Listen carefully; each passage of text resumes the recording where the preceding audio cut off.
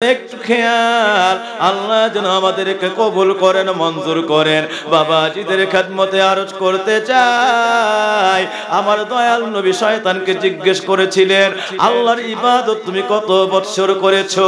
ওই শয়তান নিজের জবানে ব্যাখ্যা দিল, 13 লক্ষ বছর বয়সে আমি ইবাদতের পূর্ণতা যখন 13 লক্ষ বছর হয়ে যায়, আল্লাহ সপ্ত আসমানে আমার নাম রাখছে আযাজিল। আমি আবার সাগরে, মহাসাগরে, দুনিয়ার মহাশূন্যে ফাঁকা জায়গায় এমন ভাবে সেজদায় লুটায় পড়লাম। 14 লক্ষ বছর যখন পূর্ণ হয়ে যায়, আল্লাহ আমারে ডাক দিয়া বলে, তোর ইবাদতে আমি আল্লাহ তো খুশি হইলাম, তোরে এমন করে ইবাদতের প্রতি আমি সন্তুষ্ট হইয়া আমি সপ্ত আসমানে 7টা লকব দিলাম। আজকে আমি আল্লাহ আর তোর ইবাদতে আমি আল্লাহর মধ্যে মন জজবা শুরু হয়ে গেছে, আমি আল্লাহর সইতে পারি না। যাও, আর সাগরে নয়, মহাসাগরে নয়, আর আসমানে নয়, জমিনে নয়, মহাশূন্যে নয়, নিয়ে গেলাম নূরের জগতে, মালায় আলার জগতে।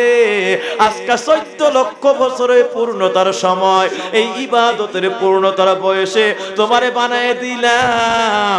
আজকে থেকে মুআল্লিমুল মালাইকা, আমার সকল ফেরেশতাদের শিক্ষক। এত বড় শিক্ষিত এই শয়তানের মধ্যে ইবাদতের কম নাই, শিক্ষারও অভাব নাই, শিক্ষারও অভাব নাই, ইবাদতের কম নাই। কারণ একাধারে 14 লাখ বছর আল্লাহরে ডাকছে। আমি তো 14 লাখ বছর হায়াত হই নাই, আর এই পরিমাণ টাকার কোনো উপায় তো আমাদের জীবনে অশ্বিন কালো হবে না। 2 নম্বর কারণ নবীজি বলেছেন, আল উমরু উম্মতি বাইনা সাবি ওয়া সিত্তিন। আমি ইচ্ছা করলে এই হায়াতে যাওয়ার কোনো সুযোগ নয়। বললেন উমরু উম্মতি, আমি নবীর উম্মতের গড় হায়াত, আমি নবীর উম্মতের গড় বছর বাইনা সাবি ওয়া সিত্তিন, 60 এবং 70 বছরের ভিতরে।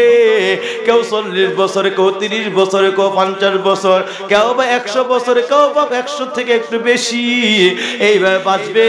সবটা হায়াত 30 থেকে 40 থেকে যারা কম বয়সে মারা গেল, আর যে 70-80-তে মারা গেল, সবটা গড় করলে আমি নবীর উম্মতের মাঝখানে বয়স হবে 60 থেকে 70। এটাই হলো আমি নবীর উম্মতের বয়স। ইচ্ছা করলেই 200 বছর পাওয়ার কোনো সুযোগ নাই। এটা করে সিল মাইরা, একের নবীর কুদরতি হাতে জবান দিয়া বলছে, আর সিল মাইরা এটা করে কবুল করায় ফেলছে। আল্লাহ এটা বাজেট করে ফেলছে।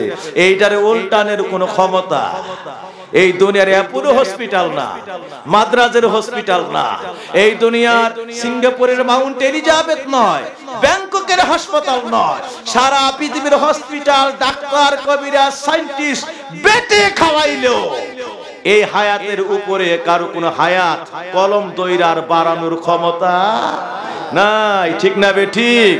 আরো জোরে বলি, ঠিক না বেঠিক?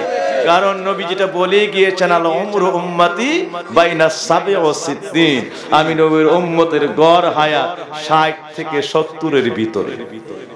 60 থেকে, সুতরাং যার বয়স এখন 50-60 হয়ে গেছে, মনে করে নেন আজরাইলের হাতে অলরেডি আপনার মানে হায়াত এখন আজরাইলের হাতের উপরে, মুঠোর ভিতরে আছে, শুধু কবজ করব, শুধু এইটাই আছে, শুধুমাত্র হাত ফালায়া রাখছে, শুধুমাত্র মুঠ করবে।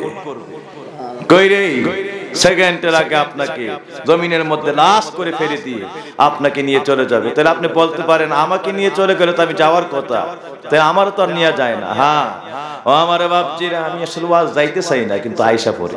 কথা বুঝতে পারছেন?